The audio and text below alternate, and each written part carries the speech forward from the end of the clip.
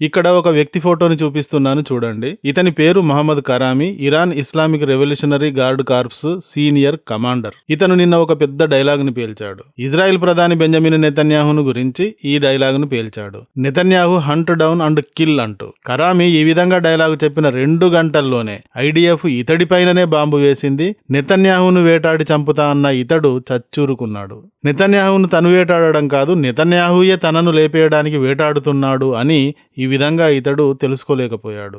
ఈ సందర్భంగానే మొహమ్మద్ కరామి నెతన్యాహు చనిపోవడం నిజం కాకపోయినా అతను బతికే ఉన్నా అతడిని వేటాడి చంపేస్తాం అన్నాడు. అయితే అతను అలా అన్న 2 గంటల లోపే అతడిని వేటాడుతూ ఇస్ఫహాన్ గగనతలంలో నుండి ఇజ్రాయిల్ వార్ జెట్స్ దూసుకువచ్చాయి. వాటిని చూసి భయపడి లోపలికి పరుగులు తీశాడు.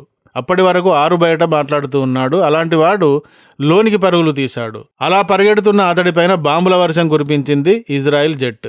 దీంతో వేటాడతా అన్న కరామి అలా వేటకు బలైపోయాడు. అలా ఇజ్రాయిల్ వేటకు బలైపోయాడు. ఈ వీడియో కానీ నచ్చితే ఒక లైక్ ఇవ్వండి. అలాగే ఇంతవరకు మా ఛానల్కి సబ్స్క్రైబ్ చేసుకున్నట్టయితే వెంటనే సబ్స్క్రైబ్ చేసుకోండి.